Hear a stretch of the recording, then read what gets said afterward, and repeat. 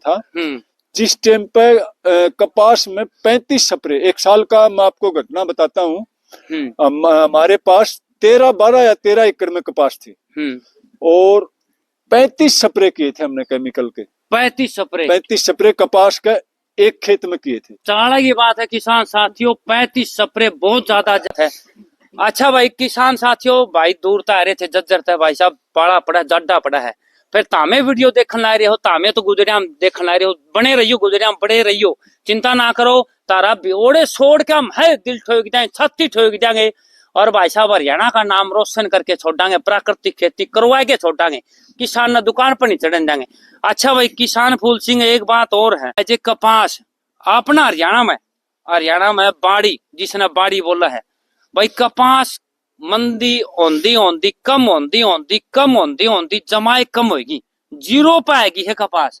और खेती बाड़ी जो कर रहा है, जिसा राजस्थान एरिया है भाई, जड़ा पानी नहीं लगता है, और खेती बाड़ी की सबसे पहला फसल आपने कपास हुआ है और उस कपास ने छोड़ने लगे किसान भाई। और उनके बहुत ही फोन आवा है, बहुत ही मैसेज आवा है, भैया माना तो करनी तो कपास की खेती करनी थी, जो हमारे लिए लाभदायक थी और भाई साहब हमारा फायदेमंद भी थी, और हमारा भाई साहब गुजारा भी उससे तो चला था।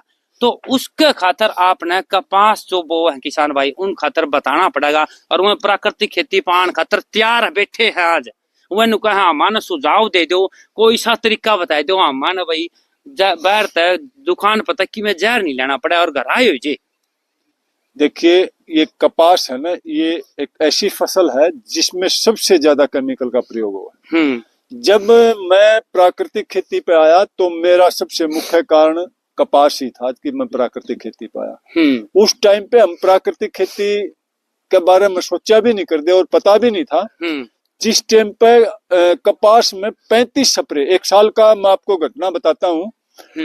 हमारे पास 12 या 13 एकड़ में कपास थी और 35 स्प्रे किए थे हमने केमिकल के।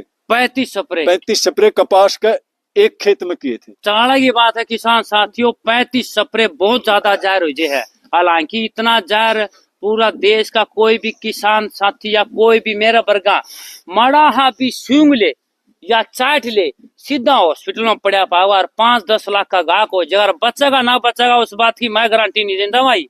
कड़ा काल नू कहते भाई साहब केमिकल तने चटवा दिया, दूर हो जियो भाई। ये सुंगन और चटन वाली बात छोड़िए, करते करते भी मतलब हर साल मेरे गांव की ये परिस्थिति थी कि मतलब 2-4-5 किसान सिर्फ वो केमिकल छिड़कने से मर जाया कर दे, मर जाया कर दे। हर साल की घटना थी ये।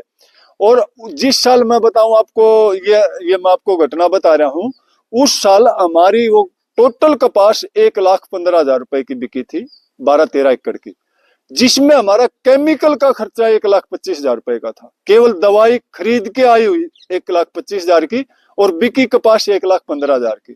करना और बीज मतलब और बाकी खर्च और मेहनत तो गई अलग तय, वो मतलब उस दवाई के भी पूरे नहीं हुए। तब से मतलब हम ये सोचा कि मतलब ऐसे कैसे काम चलेगा और ये केमिकल खेती ये सही नहीं है। उसके बाद फिर जैसे राजीव दीक्षित ने बताया कि आप ऐसे भी खेती कर सको, तो मेरे को ये पक्का ठान लिया था कि हमने राजीव दीक्षित वाली पद्धति से ही खेती करनी है, ये केमिकल वाली तो खेती नहीं करनी है। तो ये कपास की जो बताई ना मतलब पूछी आपने, वह कपास किसान छोड़ते जा रहे हैं। जब किसान देशी बीज कपास का लगाएगा और उसमें किसी भी तरह का केमिकल का प्रयोग नहीं करेगा और पूर्णतः प्राकृतिक तरीके से करेगा, तो वो 100% सक्सेस होगा। पर जितना वो केमिकल का प्रयोग करेगा, किसान बर्बादी के अलावा कुछ नहीं करेगा।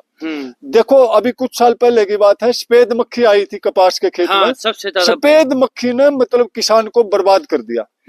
अगर जिस किसान ने उसी साल जिस किसान ने सफेद मक्खी के लिए एक भी स्प्रे नहीं करा, उस किसान की फसल बिल्कुल सुरक्षित रही थी और उसकी पैदावार भी ठीक हुई थी।